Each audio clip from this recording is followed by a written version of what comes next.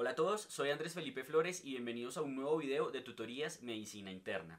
En el video de hoy les quiero compartir una charla que tuve la oportunidad de dar gracias a la invitación que me hizo el semillero de semiología médica de la Universidad Antonio Nariño. Si los quieren seguir a ellos, voy a dejar las descripciones de las redes sociales de ellos en el video.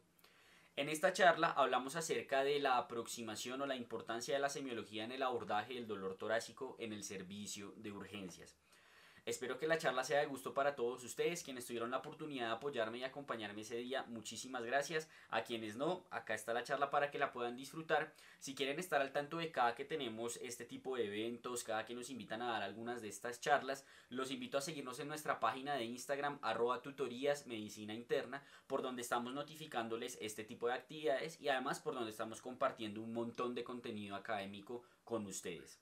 Si quieren apoyar este tipo de contenido, no olviden suscribirse, dejar un like, darle a la campanita y déjenos un comentario sabiendo qué tal les pareció esta charla y cualquier duda que tengan al respecto, con todo gusto la resolveremos.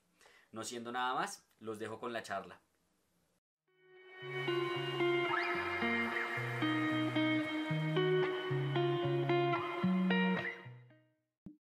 Aceptado como residente de primer año de medicina interna en la Universidad Javeriana, fundador y expresidente del Grupo de Interés de Medicina Interna de la Universidad del Rostro y la Fundación Cardioinfantil, y también se ha desempeñado como profesor particular de medicina interna y medicina de emergencias. Una persona con mucha experiencia en el área de educación también a través de redes sociales.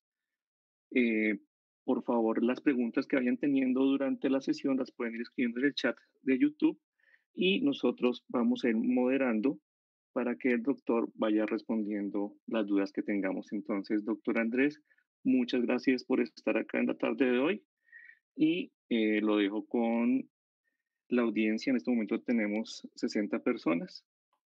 Bienvenido, doctor Andrés. Muchísimas gracias. Bueno, muy buenos días, muy buenas noches ya a todos. Muchísimas gracias pues a los que nos acompañan en este momento, al semillero. Muchísimas gracias por la invitación. De verdad es un honor poder estar acá. Siempre que recibimos invitaciones para este tipo de charlas, pues nos enorgullece demasiado y nos da muchísimo gusto poder hacerlas, porque habla de que en cierto modo pues les ha gustado el contenido y las clases que hemos tratado de compartir con todos a través de nuestro canal de YouTube, que es Tutorías Medicina Interna. Entonces, muchísimas gracias y no siendo más, comencemos entonces con la charla. ¿Me podrían confirmar, por favor, que ya se está viendo la presentación? Sí, ahí se está viendo, doctor. Perfecto. Bueno, entonces, pues como bien dijo el doctor, vamos a hablar de lo que es dolor torácico como motivo de consulta, el abordaje semiológico del dolor torácico. Entonces, pues digamos que para contextualizarnos un poco, el contexto de la charla es básicamente el cómo abordar un paciente en el cual nosotros estamos en el servicio de urgencias o en algún momento en cualquier servicio y nos llega precisamente con ese motivo de consulta. Nos dice, doctor, me está doliendo el pecho, tengo un dolor de pecho desde hace tanto tiempo, ¿qué hago? ¿Qué podría hacer? Porque la gran mayoría de las veces el dolor torácico o el dolor de pecho que dicen los pacientes es algo que es bastante preocupante para ellos. Ellos siempre van a tener el miedo de que pueda ser una patología potencialmente mortal, de que se puedan estar infartando, y ahí entra la importancia de nosotros como médicos, como personal de salud, como personal en formación, de realizar un muy buen abordaje de este motivo de consulta para tratar de definir precisamente si estamos frente a una urgencia o no y demás. Entonces, dentro de este abordaje de lo que es el dolor torácico, lo primero que habría que pensar, pues teniendo en cuenta la charla que estamos haciendo, es precisamente eso que se ve ahí en el título. ¿Qué tan importante realmente sería la semiología en este contexto? ¿Qué tan importante sería la semiología en el escenario en el cual estamos frente a un dolor torácico en un paciente? Y la respuesta, creo que al igual que en cualquier motivo de consulta que ustedes se pueden imaginar, es que es de vital importancia. Y la razón, especialmente en el dolor torácico, es porque existen muchísimas causas de dolor torácico, algunas de ellas potencialmente mortales, otras no, que nosotros tenemos que tratar de llegar a diferenciar o por lo menos hacer una aproximación diagnóstica precisamente a través de lo que es este abordaje semiológico. Siempre cuando uno está en las clases de semiología en el pregrado, le dicen a uno que lo que es la anamnesis debe dar más o menos el 80 al 90% de la sospecha diagnóstica cuando uno aborda a un paciente. Entonces, va a ser de gran importancia la semiología para tratar de enfocar inicialmente a este paciente. Sin embargo, Vale la pena aclarar desde ahorita que la gran mayoría de las causas que vamos a mencionar y que vamos a abordar del dolor torácico como motivo de consulta, si bien podemos hacer una muy buena aproximación a ellas, la gran mayoría van a necesitar una confirmación y precisamente por eso es un 80-90% de la sospecha diagnóstica, porque el 10% restante nos lo va a dar precisamente estos exámenes, estos paraclínicos, con los cuales nosotros lleguemos a definitivamente diagnosticar una patología. Entonces, pues lo más importante va a ser ese 90% y a eso es a lo cual nos vamos a enfocar o vamos a tratar de ahondar un poco en lo que sería esta charla. En cuanto a las etiologías del dolor torácico, pues pueden ser múltiples. Además del dolor torácico, la causa principal que todos siempre tenemos que tener en mente y que tenemos que descartar, que es la enfermedad isquémica coronaria, el síndrome coronario agudo. Hay muchísimas otras causas, como pueden ver en la diapositiva que vemos en este momento. Hay causas cardiovasculares no asociadas a una enfermedad isquémica, como lo es la disección aórtica, como lo es un aneurisma aórtico, la miocarditis, la pericarditis. Tenemos causas que ya tienen que ver es directamente con la caja torácica, con la pared torácica, como lo puede ser una pleuresía, como lo puede ser un síndrome torácico agudo de un paciente con drepanocitosis. Hay muchísimas cosas adicionales a pensar ahí. Podemos tener también causas pulmonares, pleuresía, neumonía, tromboembolismo pulmonar, entre otras. Podemos tener definitivamente causas psiquiátricas donde no tenemos un componente netamente orgánico, pero nos enfrentamos a un paciente que de pronto está sufriendo un ataque de pánico, un ataque de ansiedad y esto le está generando la molestia o el disconfort o el dolor torácico. Y también podemos tener causas que no están limitadas como tal al tórax, como por ejemplo las gastrointestinales, que en muchas ocasiones pueden generar irradiación del dolor de las vísceras huecas hacia lo que sería el tórax. El caso, por ejemplo, de lo que es la patología hepatobiliar, lo que es la patología del vaso, se puede reflejar muchas veces en dolor torácico y también dolor, digamos, omalgia en algunos casos particulares. Teniendo en cuenta esto, el abordaje inicial entonces de este paciente que nos dice dolor, doctor, me está doliendo el pecho, ¿qué será? ¿Qué tengo? Básicamente es a través de unos pasos. Y lo primero que hay que hacer, al igual que en cualquier motivo de consulta en el servicio de urgencias, es determinar la estabilidad clínica de nuestro paciente. Y para eso tenemos el famoso abordaje que todos conocen de A, B, C, D, E. A de airway, vía aérea, B de breathing, C de circulation, como está la parte de la circulación y el estado hemodinámico, la D de déficit y la E de everything else, que sería como exposición del paciente y valorar las cosas adicionales. Digamos que si nos enfrentamos a un paciente que está completamente inestable, creo que esto se sale un poco del objetivo de la charla, porque en ese momento, si bien vamos a tener un auxilio muy importante que es la semiología, no sería algo tan exquisito, por así decirlo, abordar o como podríamos hablar y ahondar en el tema a cuando nos enfrentamos a lo que sería un paciente estable. Una vez tenemos, digamos, determinada la estabilidad del paciente, lo que tenemos que hacer es entonces una muy buena historia clínica y un examen físico, que a eso es a lo que va a ir dirigido principalmente la charla. Posteriormente, haremos unos paraclínicos diagnósticos, entre los cuales, si bien no vamos a hablar de esto en detalle, es muy importante aclarar que todo dolor torácico en el servicio de urgencias requiere indiscutiblemente un electrocardiograma y una radiografía de tórax en los primeros 10 minutos, por lo menos el electrocardiograma, y los primeros 30 minutos, por lo menos la radiografía de tórax. Y por último, vamos a hacer algo o vamos a hacer uso de lo que se conocen como los scores de probabilidad o los puntajes de probabilidad, que son estas escalas y estos puntajes que nos ayudan en muchas ocasiones a determinar qué tan posible es que realmente estemos frente a un diagnóstico que nosotros estamos considerando gracias a este abordaje semiológico que realizamos. El objetivo principal entonces de estos pasos de que acabamos de hablar y estas alteraciones que estamos explicando es determinar si estamos o no frente a una causa potencialmente mortal. Eso es lo que nos va a importar en el servicio de urgencias a determinar en primer lugar. Si el paciente tiene una causa de dolor torácico que podría llegar a ser mortal para ese paciente y que requiere una intervención temprana y adecuada. Si no nos enfrentamos a una casa potencialmente mortal, definitivamente el paciente igual necesita atención, igual necesita algún tipo de manejo, pero no va a ser tan urgente como si es alguna de estas causas potencialmente mortales. Entonces, lo siguiente que tendríamos que mencionar es precisamente eso. Entonces, pues, ¿cuáles son esas causas potencialmente mortales que yo siempre tengo que tener en mi cabeza cuando me estoy enfrentando a un dolor torácico en un paciente? La primera de ellas, indiscutiblemente, es el síndrome coronario agudo. La segunda de ellas es el tromboembolismo pulmonar. La tercera sería el síndrome aórtico agudo. El neumotórax, atención, en cuarto lugar. También tendríamos el taponamiento cardíaco y la ruptura esofágica. Estas van a ser las 6 causas que tenemos que descartar en ese paciente a través de este enfoque clínico y finalmente paraclínico que haremos en nuestro paciente para saber si hay alguna causa o no potencialmente mortal.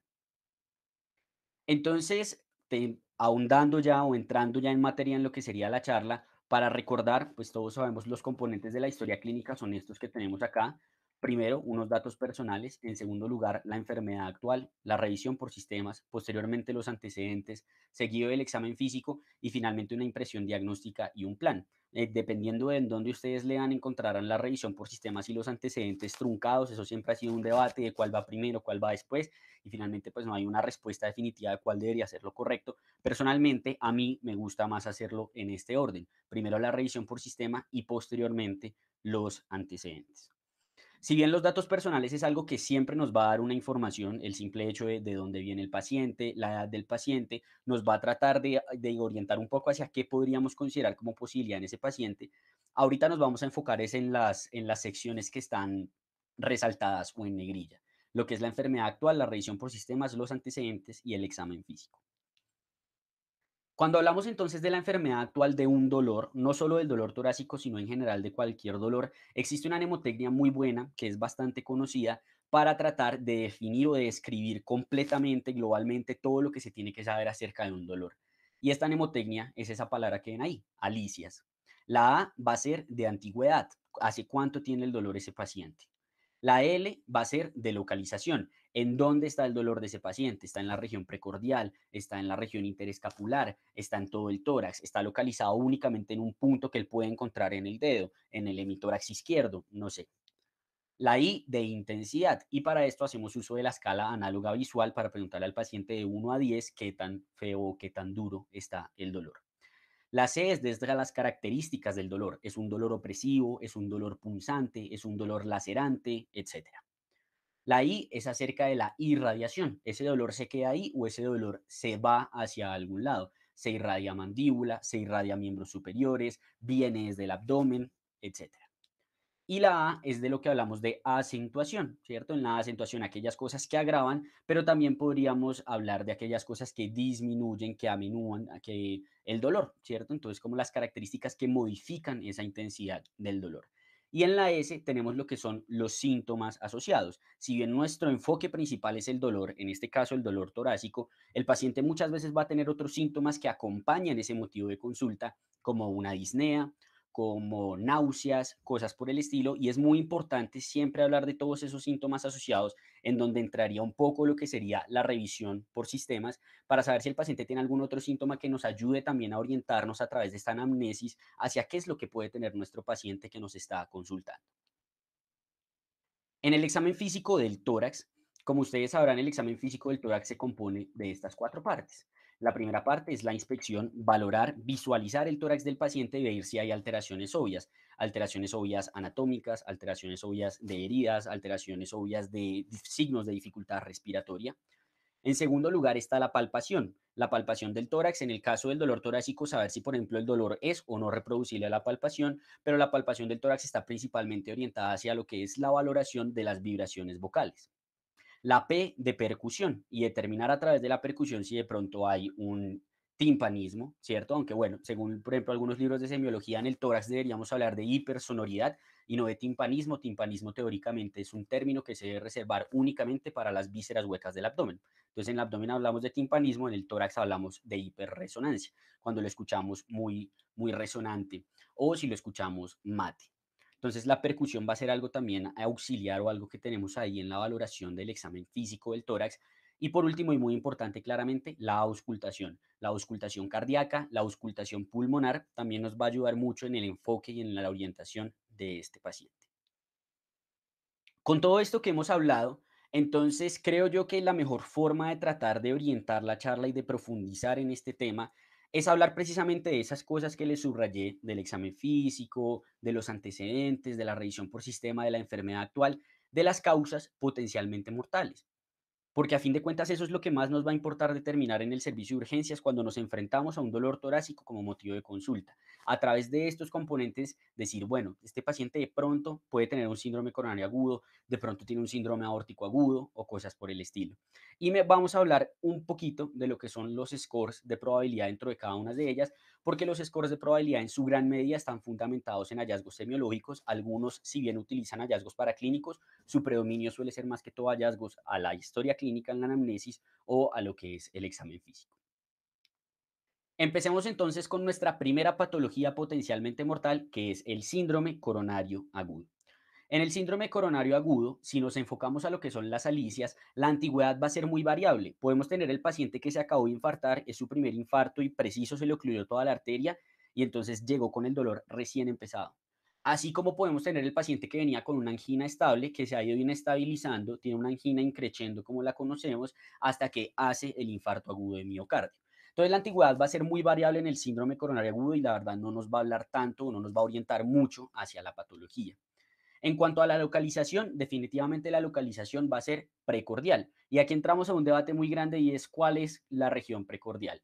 Eso cambia conforme a libros de semiología, cambia conforme a libros de trauma, pero pues digamos que es variable lo que definimos como región precordial. Usualmente suele estar limitada entre lo que es la línea medio clavicular derecha con la línea axilar anterior o la línea axilar media del lado izquierdo, ubicado entre lo que es el reborde costal y lo que es la parte de las clavículas, región infraclavicular. Pero como les digo, la definición es muy variable. Algunos se van hasta línea axilar posterior, otros no la establecen en línea interescapular, sino en línea paraesternal. Es variable. Pero el punto es que básicamente es la zona en donde esperamos nosotros que anatómicamente está ubicado el corazón. La localización va a ser predominantemente ahí. En cuanto a la intensidad también va a ser muy variable, porque va a depender, uno, de la severidad de la oclusión, dos, del tamaño del infarto y tres, de la capacidad o la respuesta que tiene el paciente al dolor. Todos, absolutamente todos, respondemos completamente diferente a lo que es el dolor. Para alguien un dolor de cabeza que es mínimo y que le permite ser funcional, para otra persona ese dolor va a ser completamente severo y le va a hacer una disfuncionalidad y una discapacidad para poder, por ejemplo, laborar.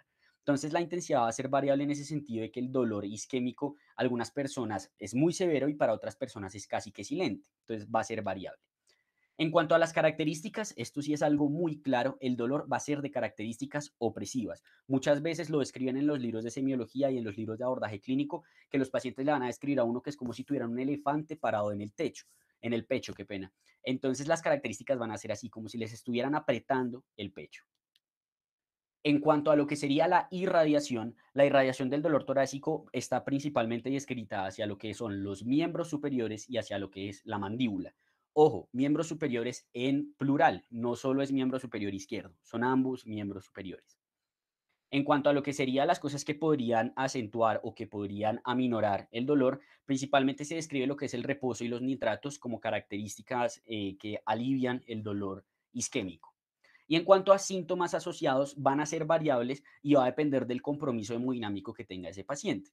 Existe algo en el abordaje del síndrome coronario agudo que es la clasificación de Killip-Kimball, que es precisamente la clasificación de qué tan inestable está mi paciente debido a ese infarto que está teniendo.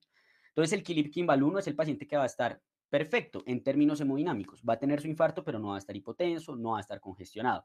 A medida que se va agravando la cosa, vamos a tener pacientes que empiezan a tener una insuficiencia cardíaca moderada, expresada por estertores pulmonares, que me hablan de que hay congestión en el pulmón, ¿cierto?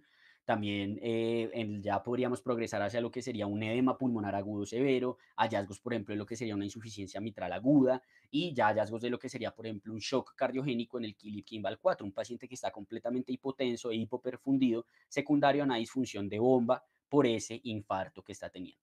Entonces los síntomas asociados van a ser variables, pero van a estar principalmente enfocados a ese compromiso hemodinámico que nos puede generar el síndrome coronario agudo. Existe algo que está descrito, creo que digamos, de las 6 causas que vamos a hablar ahorita, el síndrome coronario agudo es la más importante y la que más bibliografía y cosas tiene por mencionar porque es la más estudiada. Entonces, la Sociedad Europea de Cardiología, que es como el non plus ultra en lo que es el abordaje de toda la cardiología junto con la AJA, ellos establecieron 3 características que nos definen a nosotros un dolor típico anginoso, un dolor típico debido a que hay una isquemia en el corazón. Y ellos dicen que estas 3 características son, en primer lugar, que el dolor está desencadenado por un aumento en la demanda de oxígeno. Es decir, mi paciente tuvo un aumento, no sé, una emoción muy fuerte, está haciendo ejercicio o algo por el estilo, el corazón le está pidiendo más oxígeno para poder trabajar bien, pero como no le llega el oxígeno porque tiene una oclusión, le empieza a doler. Entonces, que se desencadena por eso. En segundo lugar, que se alivia usualmente con el reposo en menos de 20 minutos o con el uso de nitratos. Y en tercer lugar, que tiene la semiología típica, es decir, que es opresivo, que es irradiado a mandíbula, a miembros superiores, en la región precordial, etcétera.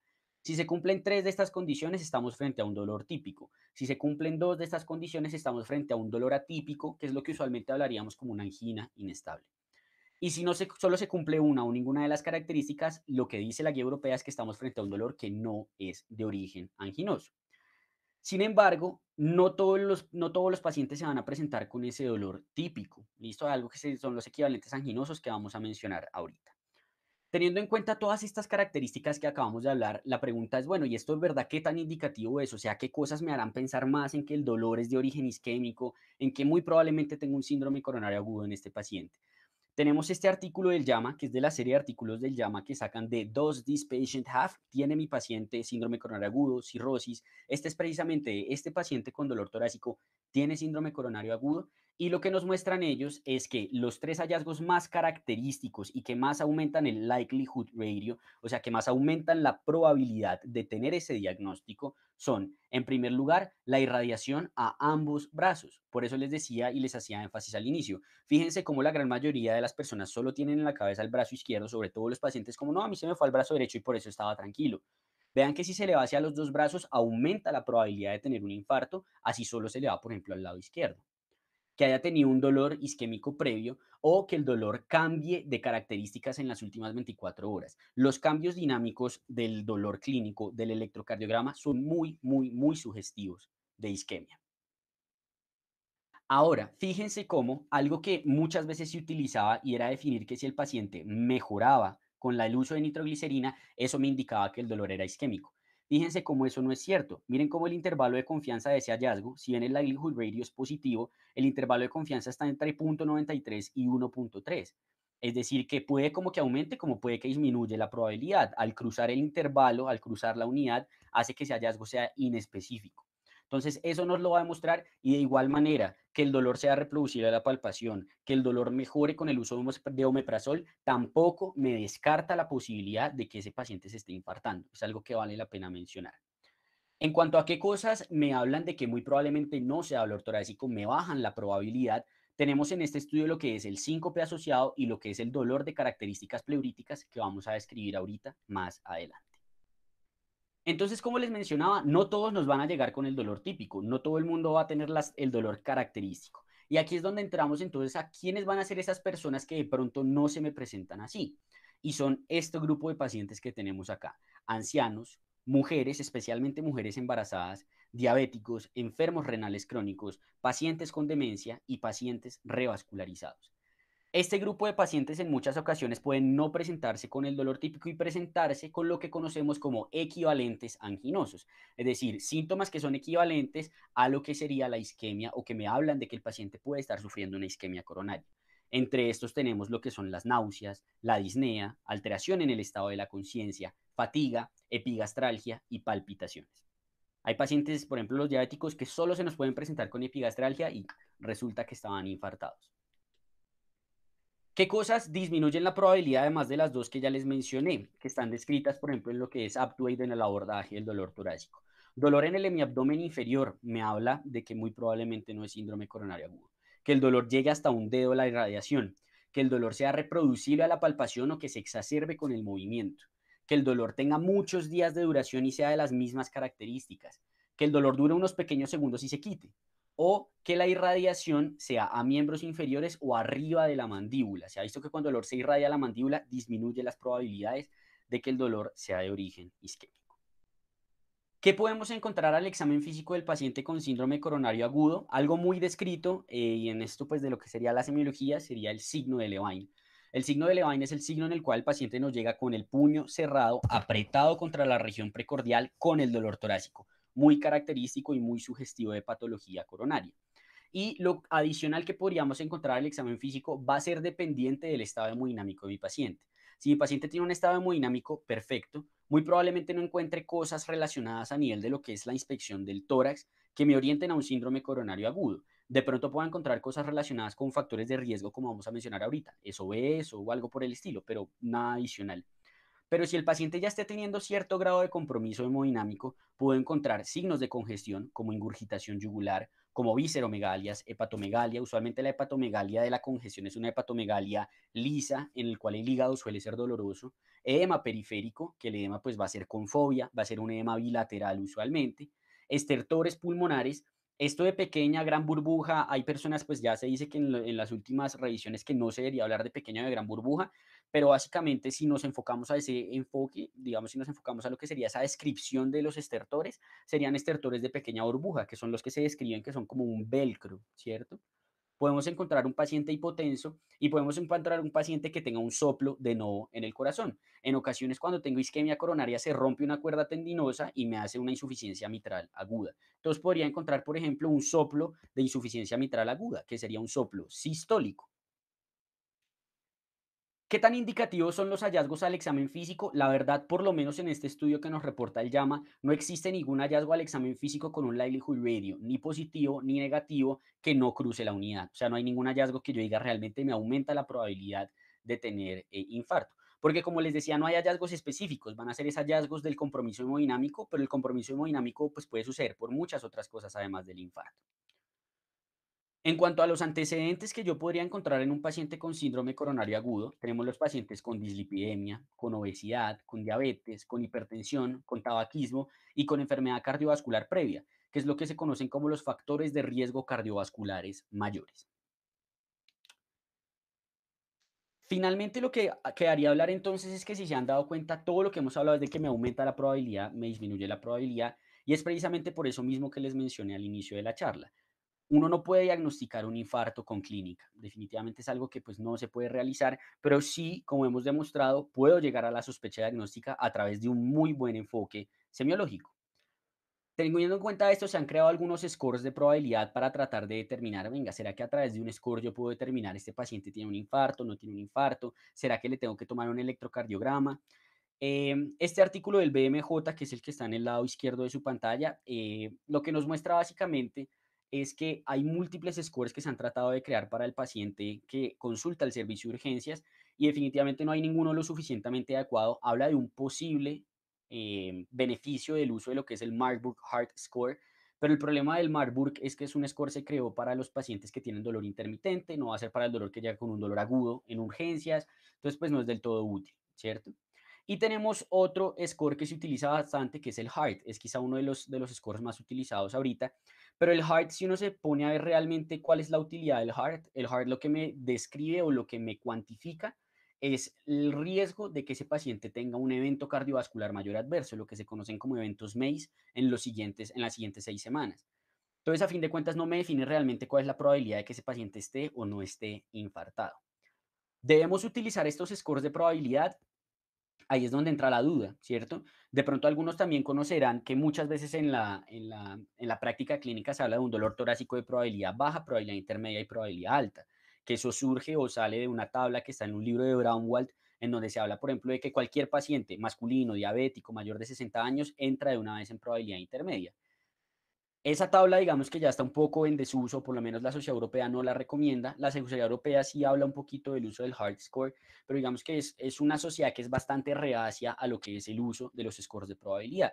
Y lo que nos dice la Sociedad Europea es que deberíamos fundamentarnos principalmente, me voy a adelantar a esta diapositiva, ya vuelvo a la anterior, en lo que es precisamente esto que hemos hablado hasta ahorita, un muy buen examen clínico, hacer uso del electrocardiograma, de los biomarcadores y con eso definir si el paciente tiene o no tiene infarto, no depender de un score de probabilidad.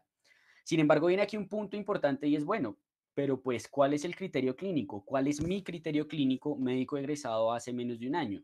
¿Cuál es el criterio clínico de un interno, de un estudiante, de un profesional que lleva 2 años de graduado? Definitivamente el criterio clínico es algo que se va adquiriendo con la práctica, ¿cierto? Entonces, ¿qué criterio clínico tiene uno verdaderamente y qué tan confiable es el criterio clínico de uno como recién egresado o como estudiante? De ahí creo que parte la necesidad y la justificación de que sí es bueno hacer uso de estos scores y estas tablas de probabilidad. En cuanto al hard score, que como les dije es quizá el más utilizado, el hard básicamente si tiene un puntaje de 3 o menos nos habla de una probabilidad muy baja de un evento cardiovascular mayor y por encima de 3 se debería considerar que existe la probabilidad y abordar al paciente y descartarle un síndrome coronario agudo. Es más o menos la aproximación que se haría con este score. Saliendo ya de lo que es, creo yo, el punto o el capítulo más grande de esta charla, que es el síndrome coronario agudo, pasemos a lo que es el tromboembolismo pulmonar. En el tromboembolismo pulmonar, si nos enfocamos a las alicias del tromboembolismo pulmonar, la intensidad o la antigüedad, perdón, del dolor va a ser agudo. ¿Listo? El tromboembolismo pulmonar es una patología muy aguda y cuando duele el dolor va a ser de instauración de hace muy poco tiempo cuando llega el paciente al servicio de urgencias. La localización, pues, va a ser ipsilateral. ¿Qué quiere decir esto? Va a ser en el lado en donde esté el trombo. Si el trombo está en el lado derecho, pues va a ser en el lado derecho. Si está en el ápice pulmonar, va a ser en el lado derecho, en la parte superior del tórax. Entonces va a ser dependiente de en dónde esté la oclusión. La intensidad va a ser variable, va a ser muy, muy, muy variable. En cuanto a las características del dolor, las características van a ser pleuríticas. Entonces definamos qué es esto, qué significa que un dolor tenga características pleuríticas. Las características de un dolor pleurítico, y entramos aquí a lo que son las cosas que lo acentúan y las cosas que lo disminuyen un poco en términos de su intensidad. El dolor de características pleuríticas es un dolor que se exacerba con los movimientos respiratorios y es un dolor que se alivia con la dorsiflexión, que también se conoce como posición de plegaria mahometana. Entonces, el dolor de este tipo de características, que es como muy punzante, que suele ser muy localizado, que empeora con movimientos respiratorios y mejora con la dorsiflexión, a eso nos referimos con un dolor de características pleuríticas. Irradiación no va a tener este dolor, la cosa que lo alivia, pues ya lo mencionamos, la dorsiflexión, y en cuanto a los síntomas asociados van a ser principalmente respiratorios, porque a fin de cuentas es una trombosis en el sistema arterial pulmonar que está generando un déficit en la oxigenación y el paciente muy probablemente lo que tenga son problemas de oxigenación, trastornos de oxigenación, signos de dificultad respiratoria, etcétera. Entonces, teniendo en cuenta esto, cuando hablamos de la presentación clínica del síndrome coronario, perdón, del tromboembolismo pulmonar, el tromboembolismo pulmonar es uno de los grandes mimos de la medicina. Hay varios mimos en la medicina y este es uno quizá de los más importantes porque se presenta de una forma muy, muy, muy variable. Tanto así que si bien lo estamos enfocando en dolor torácico, menos de la mitad o aproximadamente la mitad tienen verdaderamente un dolor torácico, porque cuando generan el dolor torácico usualmente es un TEP que se conoce como subsegmentario, o sea, es pequeño, en el cual se genera un infarto pulmonar y se hace una irritación de la pleura y esa irritación de la pleura es la que me duele. Entonces, la presentación clínica va a ser muy, muy, muy variable. Fíjense como, por ejemplo, en lo que son los síntomas, la disnea va a estar en el 73%, el dolor pleurítico en el 66%, no alcanza ni siquiera a lo que es dos tercios de los pacientes, la tos en el 37%, ortopnea en el 28%, y miren cómo en los signos también son aún menos específicos, taquipnea en el 54%, signos de trombosis venosa profunda en el 47%, y de ahí para abajo menor al 20% la prevalencia de estos hallazgos clínicos en el paciente con tromboembolismo pulmonar. Y menos de un 10% se nos van a presentar con taquiarritmia, con síncope e incluso con un paro cardiorrespiratorio. Entonces los hallazgos van a ser muy variables, pero cuando nos llega con características o cuando nos llega como un dolor torácico, usualmente va a ser con esas características pleuríticas que le comenté y va a tener de síntomas asociados algunos de estos que ustedes ven en esta diapositiva, principalmente enfocados a lo que es síntoma respiratorio y a lo que es hallazgos de trombosis venosa profunda. Teniendo en cuenta que es tan baja la especificidad, tenemos que hacer un muy buen uso, uno, de los antecedentes y dos, del score de probabilidad. Entonces, ¿qué antecedentes realmente me indican a mí que un paciente está con un mayor riesgo de presentar un evento tromboembólico venoso, en este caso un tromboembolismo pulmonar? Entonces, podemos ver acá cómo la guía europea nos divide los factores de riesgo en tres grupos y nos habla de que las cosas que más aumentan la probabilidad de que un paciente esté sufriendo de tromboembolismo pulmonar son que haya tenido una fractura de miembro inferior, que haya tenido una hospitalización en los últimos 3 meses por falla cardíaca o por FA, que haya tenido un reemplazo de rodilla o de cadera, que haya tenido un traumatismo mayor, que haya tenido un infarto en los últimos 3 meses, que tenga un antecedente de tromboembolismo venoso y que tenga una lesión espinal, usualmente porque esto le genera pues un cierto grado de inmovilidad. Dentro de los madorados tenemos otros como son algunas otras cirugías, enfermedades autoinmunes pensando principalmente en lo que es el síndrome antifosfolípido, transfusiones de glóbulos rojos, entre otras, y ya cosas que son bajos factores de riesgo, pero hay uno que me llama mucho la atención que es este, que es el reposo en cama por más de 3 días. Algo que uno suele preguntar un montón y que uno ve que es como muy importante y le dan bastante énfasis y que creo que uno pues también hacía eso cuando estaba en la práctica clínica era cuando le preguntaba al paciente, ¿y ha tenido un viaje reciente de más de X número de horas en carro o en avión? ¿Ha estado mucho tiempo en cama? y vean que realmente es un factor de riesgo que no es tan importante como otros. Por supuesto, perdón, sigue siendo un factor de riesgo y sigue siendo algo que vale la pena preguntar, pero fíjense cómo no es lo más importante a preguntar. Teniendo en cuenta que es tan variable esta presentación clínica, es tan variable la cantidad de factores de riesgo que podemos tener, hay que hacer uso de lo que son los scores de probabilidad. Quizás las patologías que vamos a hablar, esta es en la que más importa el uso del score de probabilidad. El Wells sí o sí se necesita para enfocar un paciente con sospecha de tromboembolismo pulmonar. Y fíjense cómo en el Wells la gran mayoría de las cosas están enfocadas a lo que es precisamente los hallazgos semiológicos. Primer lugar, que el paciente tenga o no un antecedente de malignidad. Segundo lugar, que el paciente tenga o no hemoptisis, que esté tosiendo sangre. Tercer lugar, que tenga antecedente de un tromboembolismo venoso.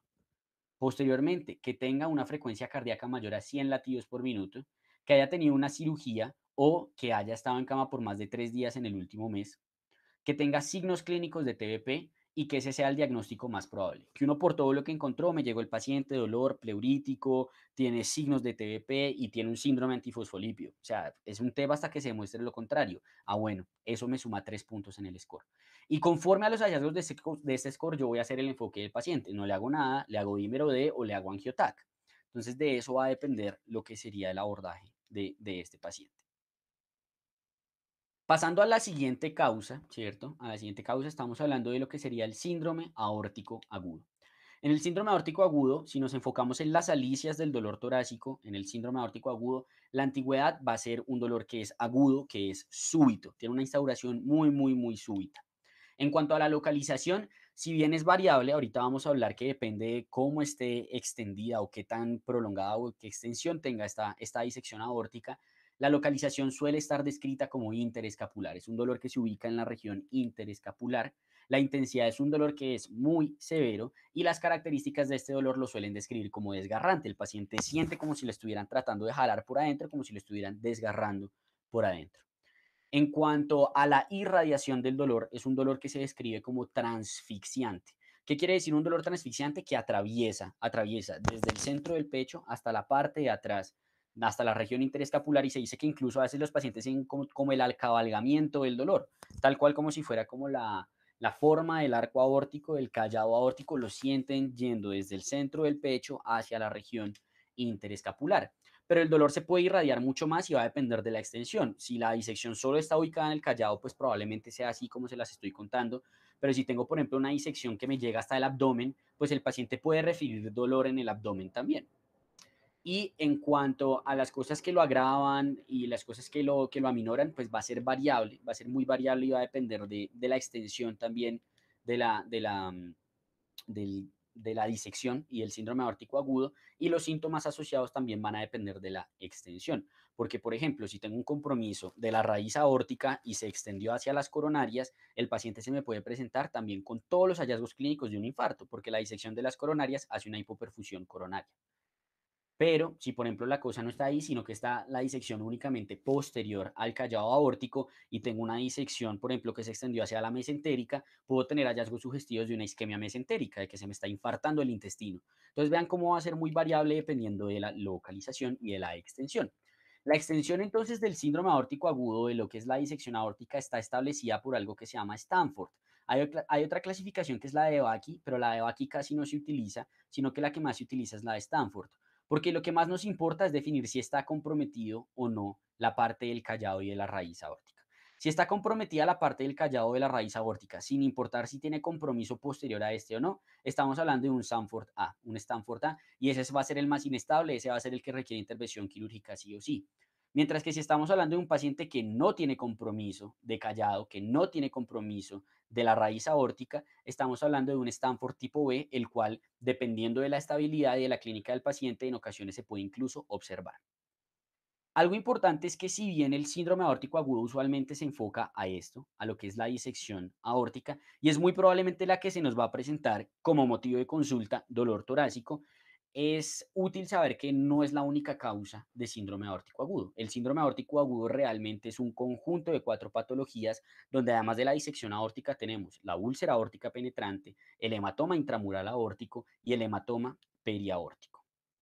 Se habla entonces de una triada clínica de la presentación del síndrome aórtico agudo que consiste de dolor típico, alteración en pulso o presión arterial y ensanchamiento mediastinal en la radiografía de tórax. Teniendo en cuenta esto, hablemos un poquito de lo que podemos encontrar en el examen físico de nuestro paciente con síndrome aórtico agudo. En el examen físico, las cosas más descritas que hay es el déficit de pulsos. Dependiendo en dónde esté la disección, como la disección genera una disrupción del flujo en esa sección de la aorta, las ramas que salgan de ahí, por ejemplo, la subclavia izquierda, por ejemplo, la mesentérica, por ejemplo, las ilíacas, van a verse perjudicadas y por ende al disminuir el flujo va a haber una disminución en la intensidad, en lo que es la amplitud del pulso. Entonces, cuando hay un déficit de pulso o hay discrepancia de pulsos, por ejemplo, entre miembros inferiores y miembros superiores, o incluso entre miembro superior derecho y miembro superior izquierdo, eso me debe hacer pensar en la posibilidad de un síndrome aórtico agudo. Al igual que lo hace, por la misma explicación que acabamos de dar, la diferencia en la presión arterial. ¿Cuánto debe haber de diferencia de presión arterial? Algunos libros, algunas bibliografías hablan de 20 milímetros de mercurio, pero la gran mayoría de bibliografías está de acuerdo en que se considera una diferencia significativa cuando entre un brazo y otro hay más de 10 milímetros de mercurio de diferencia, de discrepancia entre la medición de la tensión arterial. Puedo encontrar también un soplo que principalmente va a ser de regurgitación aórtica. Y la razón por la cual se genera un soplo de regurgitación aórtica es porque cuando se me dilata la raíz coronaria, cuando se me dilata la raíz de la aorta, perdón, esa dilatación va a generar un déficit en lo que es el cierre de la válvula aórtica y por ende me va a quedar una válvula regurgitante. Y esa válvula regurgitante pues me va a hacer un soplo de regurgitación aórtica. Recuerden que el soplo de regurgitación aórtica es un soplo que es de predominio diastólico. Y lo otro va a depender del compromiso hemodinámico, ¿cierto? Entonces al examen físico puedo encontrar, dependiendo de la severidad de la disección, de la extensión de la misma, cierto grado o no de compromiso hemodinámico.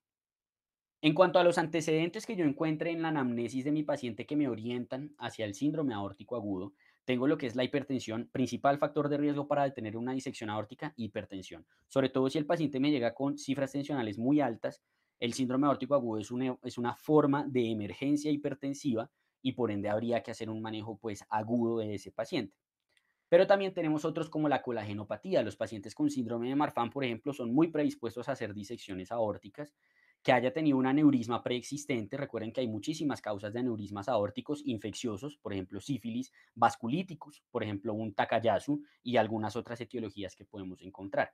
La válvula aórtica bicúspide también está descrita y procedimientos quirúrgicos previos que se hayan realizado sobre la aorta.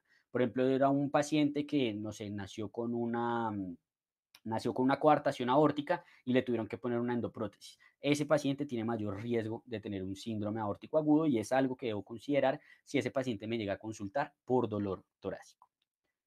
Y trauma, muy importante, trauma, especialmente trauma automovilístico es lo que más suele generar disecciones traumáticas de aorta, un síndrome aórtico agudo, y usualmente está en una localización que es posterior al callado aórtico. La razón por la cual está en esta localización es porque en este sitio es donde se encuentra la unión y porque tenemos un callado aórtico que es muy fijo versus una aorta descendente que es muy móvil. Entonces, cuando se dan fenómenos de desaceleración en un paciente que tiene un trauma automovilístico, el jalonazo, por así decirlo, este movimiento de cizallamiento que podría haber entre las dos porciones de la aorta, favorece una disrupción de la íntima y por ende que se genere el aneurisma disecante. El score de probabilidad que existe no está pues del todo validado, no es que se utilice muchísimo en la práctica clínica, pero el score que existe es el ADRS, en el cual lo que vemos es si el paciente tiene una condición de riesgo, como las que les comenté de Marfan, cosas por el estilo, si el paciente tiene alguna característica de riesgo, que el dolor se le vaya hacia la espalda, que tenga déficit de pulsos y que tiene hallazgos al examen físico sugestivos. Y dependiendo de eso, uno determina cómo valorar al paciente. Usualmente si tiene 1 o 0, lo que se recomienda anteriormente era darle de alta, pero una última actualización que se hizo del estudio recomienda la toma del dímero D. Y si está en 2 o 3, de una vez se hace el angiotac para determinar si el paciente tiene o no la disección aórtica. Siguiente patología de la cual vamos a hablar es el neumotórax a tensión. ¿Listo? Y lo primero que tendríamos que definir acá, creo yo, es qué es el neumotórax a tensión, ¿cierto? ¿Cómo definimos el neumotórax a tensión? Creo que podemos encontrar dos definiciones que están bastante diseminadas, por así decirlo, en la literatura. La primera de ellas es que el neumotórax a tensión es un neumotórax que genera un compromiso hemodinámico. Y la segunda de ellas es un neumotórax que genera un movimiento, un desplazamiento contralateral de las estructuras mediastinales. Personalmente no sé cuál sea la definición correcta. He encontrado, por ejemplo, en libros que son de alto prestigio, ATLS y otros libros como Harrison, diferencias precisamente en estas dos definiciones. Entonces, pues lo importante es saber que es un neumotórax que es bastante severo, ¿cierto? Es un neumotórax que es bastante severo, sea porque me desplaza las estructuras mediastinales o porque me genera un compromiso hemodinámico. Ese paciente cuando me hace un neumotórax a tensión o un neumotórax así de severo, va a tener una presentación muy súbita y muy aguda. Todos hemos visto, creo, en las series de televisión, en Grey's Anatomy, en todas las series de televisión donde muestran un paciente que se está descompensando en una camilla, en un servicio de urgencias y que se está ahogando, usualmente tiene un neumotórax. Y cogen, pum, lo chuzan y listo, todos tranquilos. Esa va a ser la presentación del paciente con neumotórax a tensión. Es un paciente que llega con una patología muy, muy, muy aguda, es algo bastante súbito y va a tener un dolor que va a ser ipsilateral. El dolor va a estar en el lado en donde se le haya generado el neumotórax. Recuerden que nuestras pleuras no están comunicadas entre sí, entonces el aire se va a quedar únicamente en ese lado del pulmón. Si llegamos a tener un neumotórax bilateral por una comunicación anómala, eso es lo que se conoce como tórax en búfalo y es una condición bien rara de encontrar. La intensidad del neumotórax a tensión va a ser severa, va a ser un dolor muy, muy severo y las características van a ser pleuríticas, punzante, exacerbado con movimientos respiratorios, aliviado con la dorsiflexión. Irradiación no tiene y en cuanto a los síntomas asociados, los síntomas van a ser relacionados al colapso cardiorrespiratorio. Colapso respiratorio, el paciente va a tener todos los signos que ustedes se imaginen de dificultad respiratoria, toda la dificultad respiratoria del mundo, la disnea que se puedan imaginar, y en términos cardíacos el paciente va a tener compromiso hemodinámico. Y aquí vale la pena hablar o explicar el por qué, porque muchas veces, digamos, lo que me he dado cuenta y pues a todos nos ha pasado es cuando uno estudia neumotórax y dice, listo, sí, el neumotórax a tensión genera hipotensión, pero ¿por qué? O sea, ¿qué realmente explica que tener aire en el espacio entre la pleura y el pulmón me genere un shock, ¿cierto? ¿Y por qué el neumotórax a tensión, por ejemplo, es una causa reversible de paro cardíaco? La razón básicamente es que el neumotórax es una forma de shock obstructivo, ¿listo? ¿Qué es lo que sucede? Cuando se me genera el neumotórax, como hay un aumento en la presión de la caja torácica y se desplazan las estructuras hacia el otro lado, ese aumento en la presión que se genera intratorácica, en primer lugar, dificulta el retorno venoso, porque se altera el gradiente de presiones y por ende puede que yo tenga una mayor presión en el tórax que en los miembros superiores o inferiores, y eso hace que el flujo no vaya hacia el corazón, porque el flujo finalmente depende de un gradiente de presiones. Y en segundo lugar, este aumento en la presión intratorácica y este desplazamiento de las estructuras mediastinales me colapsa los grandes vasos. Y al colapsar los grandes vasos, pues no llega retorno venoso al corazón. Si no llega retorno venoso al corazón, no tengo gasto cardíaco. Entonces, de ahí la explicación de por qué se puede generar un colapso hemodinámico o cardíaco en estos pacientes. Cosas que puedo encontrar al examen físico, entonces puedo encontrar asimetría en la expansión torácica. A la inspección del tórax puedo encontrar un tórax que es completamente asimétrico, un lado se ensancha y el otro no. Puedo encontrar una disminución en las vibraciones vocales, ¿cierto? Cuando le percuto al paciente definitivamente le voy a encontrar una hiperresonancia, voy a encontrar una abolición completa, una ausencia total de los ruidos respiratorios en el sitio en donde está el neumotórax y como muchas veces genera desplazamiento de las estructuras mediastinales, eso incluye a la tráquea. Muchas veces la tráquea está desviada. Lo otro que puedo encontrar ya son los hallazgos del compromiso hemodinámico, por ejemplo, la ingurgitación yugular por esa compresión que les indicaba y por la disminución en el retorno venoso y la hipotensión que se puede generar en el shock obstructivo que me puede generar el neumotórax a tensión. Antecedentes que me pueden hablar de que un paciente tiene neumotórax a tensión, colagenopatías, muy importante. Neumopatías de base, cualquier paciente que tenga alguna neumopatía que genere bronquiectasias, bullas, como un EPOC, eso puede predisponer a generar un neumotórax secundario que puede evolucionar a un neumotórax a tensión. Procedimientos que le hayan puesto un catéter venoso central, cosas por el estilo, también le pueden dar un neumotórax a tensión. El tabaquismo es un factor de riesgo muy, muy, muy importante. No es raro ver pacientes jóvenes con neumotórax y que lo único que tienen es que fuman. ¿Listo? Buceo también se puede llegar a generar alteraciones que generen como una alteración en lo que es la composición y la presión de los gases. Las maniobras de valsalva prolongadas, un pujo, una fuerza exacerbada, eso puede generar un neumotórax a tensión. Fíjense que ahí no está incluido trauma y me parece importante aclarar eso, no está incluido realmente el trauma y la razón es porque usualmente si un trauma me genera un neumotórax es porque genera una comunicación entre el aire ambiente y entre la pleura y ahí ya no se genera un neumotórax de tensión, porque como el aire sale y entra conforme a los movimientos respiratorios, nunca se colapsa como tal y se desvía el pulmón hacia el otro lado. sino que simplemente voy a tener lo que se conoce como una válvula soplante y pues va a ser diferente pues la presentación clínica. Scores de probabilidad, la verdad no hay, ¿listo? O sea, un neumotórax de tensión es algo que uno debe diagnosticar. Yo les dije, de las 6 que vamos a hablar, hay una que se diagnostica con clínica y es esta. Tomar esta radiografía de tórax, en cierto modo, es un pecado. Digamos que tiene utilidad en términos académicos, claro, porque pues, ¿qué forma más clara de uno enseñarle a alguien que esto es un neumotórax? Una oligoemia, ¿cierto? Total en un pulmón versus otro pulmón que se ve colapsado, con desplazamiento mediastinal. Fíjense cómo tenemos la tráquea totalmente desviada. Pero esta placa de tórax, el error es que nunca se debió haber tomado. Este paciente hace rato deberían haberle descomprimido ese neumotórax. Y ustedes llegan a tomar una placa de esas, los doctores les van a llegar con esta cara, el emergenciólogo les va a llegar con esta cara, o si se ponen a buscar de qué score de probabilidad hay para determinar si un paciente tiene o no un neumotórax a tensión. Entonces, mensaje clave, esta es la que sí diagnosticamos con clínica. En esta, un muy buen examen físico del tórax con hiperresonancia, con abolición de ruidos respiratorios, con un paciente con dificultad respiratoria, de pronto algo de desviación traqueal, ese paciente hay que hacerle una descompresión con aguja y posteriormente colocarle un tubo de tórax. Siguiente, taponamiento cardíaco. ¿Listo? En el taponamiento cardíaco, recuerden que el taponamiento cardíaco es cuando el saco pericárdico se me llena de un líquido, usualmente sangre, y ese líquido me colapsa el corazón. En el taponamiento cardíaco la antigüedad va a ser variable. ¿Y por qué va a ser variable? Porque es que el pericardio se me puede llenar de muchas cosas.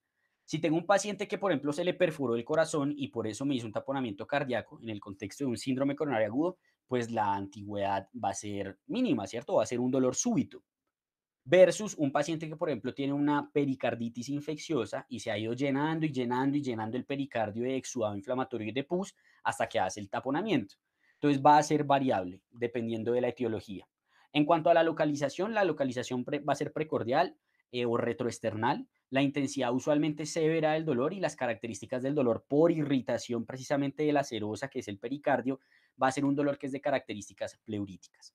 Irradiación no tiene, va a tener las características del dolor pleurítico, mejora con dorsiflexión, empeora con movimientos respiratorios y los síntomas asociados van a ser relacionados con inestabilidad hemodinámica, porque el taponamiento cardíaco genera una falla cardíaca de tipo diastólico. ¿Qué puedo encontrar entonces al examen físico del paciente con taponamiento cardíaco?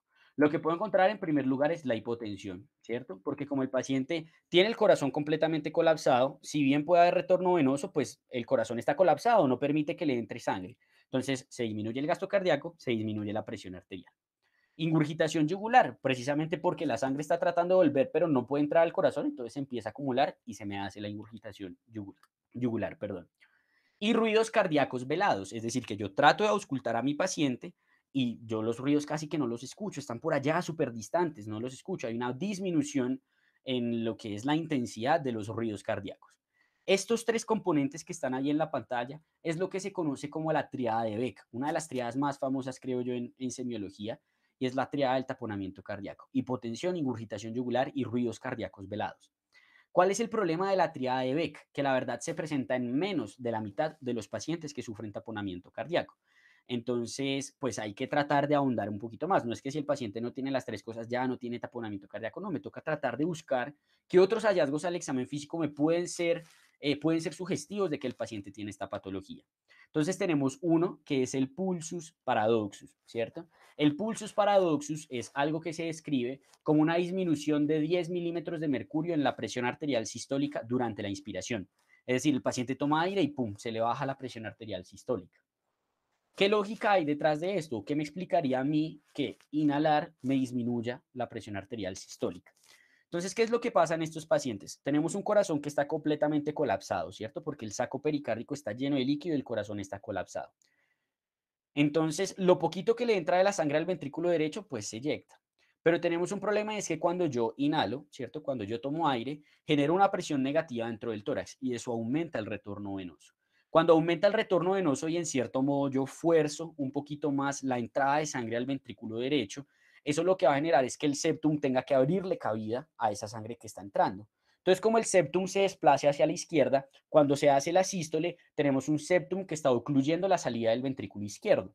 Y al ocluir la salida del ventrículo izquierdo, eso me disminuye la presión máxima que logra el ventrículo izquierdo, que a fin de cuentas es la presión arterial sistólica. Entonces, por ende, el paciente toma aire, se le desplaza el septum y se le tumba la presión arterial. Y esa es la explicación del pulsus paradoxus. Y por eso el pulsus paradoxus se puede encontrar en otras patologías, como el asma, por ejemplo. También podemos encontrar el signo de Kussmaul. Recuerden que el signo de Kussmaul es que cuando el paciente inhala, se le aumenta la ingurgitación yugular. Y la lógica es básicamente la misma que explicamos para el pulsus paradoxus. Mi paciente toma aire, aumenta el retorno venoso, le aumenta el retorno venoso desde miembros inferiores, pero se topa con un corazón que está colapsado, que no le cabe más sangre. Entonces llega la sangre hasta el corazón, no puede ahí, entonces le toca subir más, ¿cierto? O empuja la sangre que viene de la vena cava superior hacia arriba. Y eso hace que aumente la ingurgitación yugular cuando el paciente toma aire. Puedo encontrar roce pericárdico, ¿cierto? Si mi paciente, pues la etiología es una pericarditis, puedo encontrar roce pericárdico, que es que a la auscultación se escucha como frotan las capas del pericardio, las hojas del pericardio, o puedo encontrar lo que se conoce como frémito, ¿cierto? Que el frémito es, digamos, el mismo roce de las hojas pericárdicas, pero ya no escuchado o determinado por el fonendo, sino por la palpación. Le palpo el tórax al paciente y el paciente me hace el frémito. ¿Cómo se describe el frémito? Como el ronroneo de un gato. Como cuando uno tiene un gato que lo está acariciando y el gato ronronea, así tal cual se siente ahí el frémito. Me faltó uno ahí, no sé por qué no está, me faltó uno ahí que es dentro de la valoración del pulso, se encuentra algo que se llama el pulso alternante. Y el pulso alternante es un pulso que va variando de amplitud. Tengo un pulso de una amplitud buena y un pulso de una amplitud bajita. Entonces yo lo siento así, siento un pulso duro y otro pasito, uno duro y otro pasito. En cuanto a los antecedentes, pues va a ser variable, porque la etiología puede ser muy variable, entonces puedo tener o el antecedente que el paciente tiene los hallazgos sugestivos de que ha venido con una pericarditis, estaba febril, tenía el dolor torácico típico, etcétera. Puedo tener un paciente que ha tenido una intervención, por ejemplo, los cateterismos coronarios dentro de sus eventos adversos tienen que desgarran una coronaria y hacen un taponamiento cardíaco, que ha tenido un síndrome coronario agudo. Una de las complicaciones hemodinámicas del síndrome coronario agudo es la ruptura ventricular, ¿cierto? La ruptura ventricular. Y cuando se hace una ruptura ventricular, la sangre sale por ahí al pericardio y hace el taponamiento cardíaco. Síndrome aórtico agudo también está descrito.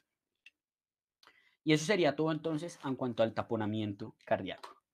En cuanto a lo que es la ruptura esofágica, ya para terminar, la ruptura esofágica, en cuanto a las alicias, voy a encontrar una A de antigüedad que va a ser un dolor que es muy súbito, muy agudo.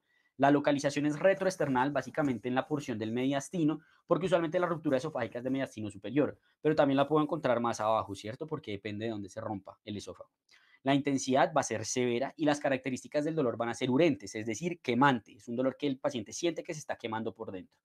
Irradiación no tiene, digamos, las cosas que lo acentúan o que lo aminaron van a ser variables y los síntomas asociados va a ser lo que conocemos como el síndrome de respuesta inflamatoria sistémica, porque esos pacientes se infectan, ¿sí? Hacen una mediastinitis y se infectan y esos pacientes van a tener taquicardia, taquipnea, fiebre, leucocitosis, leucopenia, todo lo que esté asociado con un proceso inflamatorio sistémico puede estar o se puede encontrar en estos pacientes. Al examen físico lo que va a encontrar son precisamente estos signos de respuesta inflamatoria sistémica, taquicardia, taquipnea. Puedo encontrar hipotensión, dependiendo, pues digamos, de si el paciente está haciendo una hemorragia muy severa o no secundaria a la perforación. Y algo muy, muy característico y quizá lo más descrito y el hallazgo como más sugestivo va a ser el enfisema subcutáneo. ¿Qué es el enfisema subcutáneo? Que yo siento burbujitas de aire aquí abajo de la piel del paciente. Ese sería el hallazgo. En cuanto a antecedentes, usualmente el síndrome de Boer-Havel, que es lo que es la ruptura esofágica espontánea, entre comillas, se debe a un procedimiento, a un momento de valsalva muy severo. Entonces, ¿a qué se debe usualmente la valsalva? Casi siempre está descrito a momentos de hiperemesis. Entonces, por ejemplo, una hiperemesis gravídica o el paciente que fue se emborrachó como nunca antes en su vida y vomitó, vomitó, vomitó hasta que al final le pasó eso. No sé si han llegado al punto cuando tiene una intoxicación de que uno vomita y tienes la arcada, pero no sale el líquido gastrointestinal. Entonces se hacen arcadas, se hacen arcadas, se hacen arcadas. Eso es aumento de presión intraesofágica, aumento, aumento hasta que ¡pa! Se le perfora el esófago. O un procedimiento, ¿cierto? Dentro de los eventos adversos de que a uno le hagan, por ejemplo, una endoscopia, está la perforación esofágica. Hay una triada escrita para la perforación esofágica, que es la triada de Markle, que tiene fiebre, dolor retroesternal y taquicardia, pero tiene el mismo problema de la triada de Beck. Está presente en menos de la mitad de los pacientes que sufren esta patología. Esto creo yo sería como lo más importante de la charla y es precisamente eso, que cuando les llegue entonces el paciente con el dolor torácico, cuando ustedes hagan su anamnesis completa, su historia clínica completa y su examen físico, digan sí, de pronto mi paciente tiene esto. O no, no creo que tenga ninguna de las 6 patologías. Recuerden, le toman sí o sí un electrocardiograma o una radiografía de tórax Y si todo está bien, ya dicen, ah, bueno, listo. ¿Qué otras cosas es que podían generar dolor torácico? De pronto tiene un dolor reproducible a la palpación, tuvo una infección viral hace poco, de pronto es un síndrome de Tietze, una costocondritis. O no, es que el paciente tiene un antecedente de ansiedad, me llegó sintiendo que se iba a morir, pero al tiempo ya estaba bien, ya todo está normal, ya no le duele, de pronto tuvo un ataque de pánico. O no, está ictérico, o le está doliendo más la barriga y al examen físico le encontré a la palpación que tenía un morfi positivo. De pronto era un dolor referido de una colecistitis. Pero digamos que ya en ese punto descartamos las cosas potencialmente mortales, que creo yo que era el mensaje más importante que quería dejarles con la charla.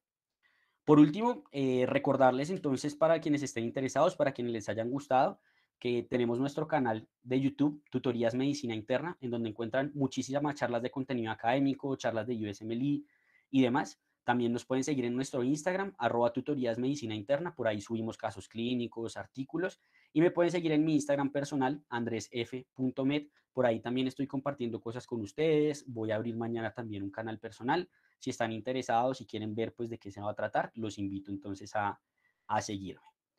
Y eso sería todo en cuanto a la charla. Espero les haya gustado muchísimo. Quedo abierto entonces a las preguntas que se hayan realizado. Muchas gracias, doctor Andrés, por la charla. Bastante información, toda muy importante. Creo que se hizo una revisión con los puntos claves para poder diferenciar estas patologías. En cuanto a las preguntas, doctor, Carol Tatiana pregunta, ¿en el examen físico se pueden presentar crépitos? Creo que esta pregunta hace referencia en cuando estaba hablando de infarto agudo de miocardio como tal. De pronto, ¿qué valor semiológico se le puede dar a los crépitos si se encuentran en el examen físico? Ok, perfecto. Digamos que si en el contexto en general de un dolor torácico, si en el examen físico se llegan a encontrar unos crépitos, unos estertores, lo que uno tiene que pensar es que hay algún grado de congestión y esa congestión muy probablemente se va a ver a una disfunción cardíaca. Y esa disfunción cardíaca, en términos de lo que hablamos, se va a ver principalmente a un síndrome coronario agudo, por ahí podría ir explicado. También se podría ver la insuficiencia cardíaca agudizada fuera del contexto del síndrome coronario agudo. Puede generar cierto grado de dolor torácico y lo podríamos encontrar ahí. Pero creo que el mensaje importante es, si encuentro crépitos, tengo que pensar en algo que me genere congestión cardíaca y sobre todo falla de corazón izquierdo. Es lo que más tendría que pensar. Entonces, descartar un síndrome coronario agudo, algo que me esté generando un colapso de ventrículo izquierdo, y si no, ya ir enfocando entonces ya como un síndrome congestivo y como una falla cardíaca, sea de novo o una exacerbación en un paciente que ya tiene el diagnóstico establecido. Listo, doctor. Yo tengo una pregunta también, de pronto volviéndome al inicio para que quede un poco más claro. Tenemos bastante público estudiante de semiología y de pregrado, para que quede un poco más claro en cuanto cuando usted mencionó que toca tener en cuenta si el paciente está estable o inestable. ¿Qué puede diferenciar de pronto algún datico que podamos tener en cuenta para esta diferencia? Ok, perfecto. Digamos que cuando uno va a valorar lo que es la estabilidad del paciente, entonces empecemos con la primera letra, que sería la A de vía aérea. La A de la vía aérea lo que me quiere o lo que yo busco determinar en este escenario es si el paciente puede mantener o no su vía aérea, si él puede o no proteger su vía aérea, porque si no puede hacerlo, necesita un tubo. Esa sería como la respuesta. Entonces, cuando este paciente, con lo que yo hago para valorar la vía aérea, hay múltiples como estrategias descritas, pero la última que ha salido y lo que ha demostrado como mayor sensibilidad y especificidad es si el paciente es capaz de fonar y de deglutir. Si el paciente les habla y si el paciente deglute, mantiene su vía aérea. Salimos de esa parte. B, breathing o respiración. Ahí lo que vamos a valorar en primer lugar es si el paciente tiene o no un problema de la oxigenación. De entrada lo valoro signos vitales, saturación de oxígeno, tiene o no un problema de la saturación, y lo valoro también con lo que sería signos evidentes de dificultad respiratoria, auscultación, que todo eso entraría dentro de la parte de lo que es el examen físico, ver si tiene o no un compromiso de su estado ventilatorio y de su estado de oxigenación. En cuanto a la C de circulación, es definir si mi paciente está o no hipotenso, ¿cierto? O sea, la estabilidad hemodinámica, lo que más me lo define es la hipotensión. Sin embargo, uno tiene que tener en mente otras cosas que le podrían decir, este paciente de pronto se me va a inestabilizar. Porque si bien el shock, que ya es un estado de hipoperfusión generalizada establecido, en donde la gran mayoría de las veces, pero no siempre, mi paciente va a estar hipotenso, existe algo que se llama la fase del prechoque. Cuando uno lee como la fisiopatología del choque, la fase del prechoque es cuando el paciente está haciendo las compensaciones hemodinámicas para no inestabilizarse. Entonces, un paciente taquicárdico que de pronto está con un infarto, que de pronto está congestionado, yo debería decir, esa taquicardia me quiere decir que se me quiere choquear en algún momento, ¿cierto? Entonces debo intervenirlo de pronto con mayor premura. No está inestable en este momento, pero de pronto puede llegar a estarlo. Pero definitivamente ahí lo que más valor adquiere es lo que es la presión arterial, y también se habla en ocasiones del estado de conciencia. Aunque el estado de conciencia entra más en la D, ¿cierto? La D, que es déficit. En déficit usualmente estamos hablando de déficit neurológico, y es donde entra la escala que todos conocemos, que es la escala de Glasgow. 15/15, menos de 8 necesita tubo, cosas por el estilo. Pero en la D también es muy importante, y ya está muy descrito y estandarizado en todos los protocolos, que en la D incluimos a la glucometría, porque hay que recordar que cualquier alteración en el estado de la conciencia se puede explicar por un déficit de glucosa. Entonces siempre hay que descartar un déficit de glucosa, por ejemplo, si estoy en la aproximación de una sospecha de una ACV o cualquier déficit neurológico agudo. Y en la E de everything else, lo que se habla es de exposición, de exponer al paciente, pero esto adquiere un poco más de valor en lo que es el trauma, ¿cierto? Porque me llegó el paciente con el trauma, le examiné ABCD, y en la E básicamente es mirar si hay otros signos. De pronto me salté que tenía su signo de Batle, que tenía cosas por el estilo que me sugieren una fractura de base. Pero digamos que en el contexto del dolor torácico, la E creo que sobraría un poco y estaría más enfocada en cuanto hagan un buen examen clínico, y en el examen físico pues encontrarían las cosas adicionales que mencionamos que nos pueden orientar hacia X o Y patología. Listo, doctor, muchas gracias. Tenemos otra pregunta del chat.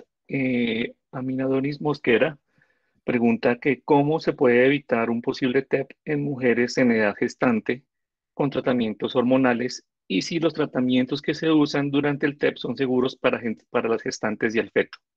Ok, perfecto.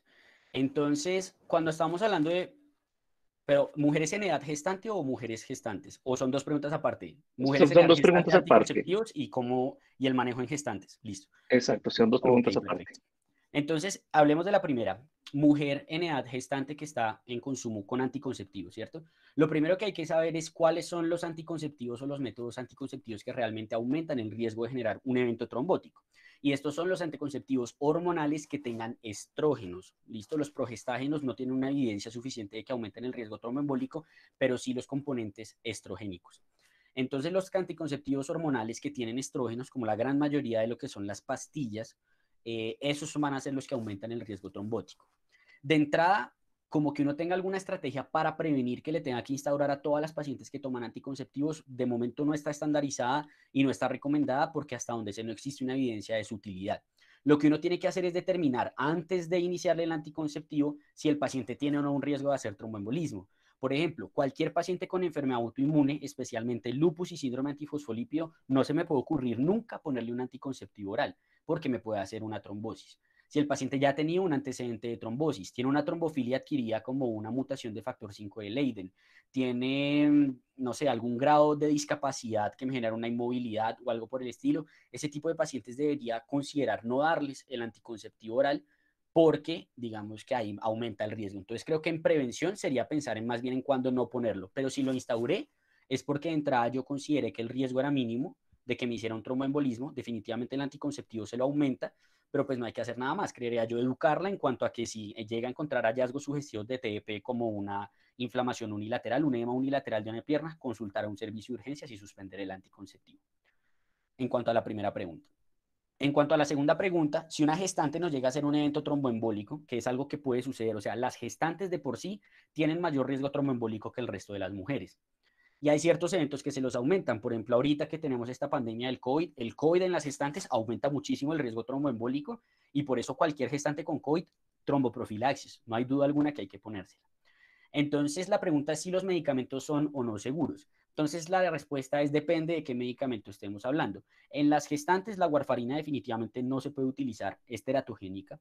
Lo que son los anticoagulantes directos orales, o anteriormente conocidos como anticoagulantes nuevos orales, dabigatran, edoxaban, apixaban, rivaroxaban, no tienen estudios en embarazadas. Entonces, no es que sean teratogénicos, pero no sabemos si lo son, y pues sería antiético hacer un estudio a ver si lo son o no. Y las heparinas sí son las que tienen evidencia de que no tienen problemas con el feto, pero hay una particularidad, un comentario importante que hay que mencionar, y es que cuando se utilizan heparinas en las gestantes deben ser en formulaciones o en fórmulas que no tengan preservantes, porque los preservantes de las heparinas sí pueden llegar a ser dañinos para el feto. Entonces lo que uno hace es anticoagularlas con heparina de bajo peso molecular, enoxaparina, 1 mg/kg cada 12 horas, y esa sería la anticoagulación plena que le estableceríamos a la paciente gestante con evento tromboembólico. Listo, doctor, muchas gracias. Creo que no tenemos por ahora más preguntas en el chat. Mm. Bueno, doctor, agradecerle nuevamente por toda esta información, por la charla, deseándole muchos éxitos en su futuro, en su carrera, y esperamos contar con usted nuevamente en alguna charla en el futuro.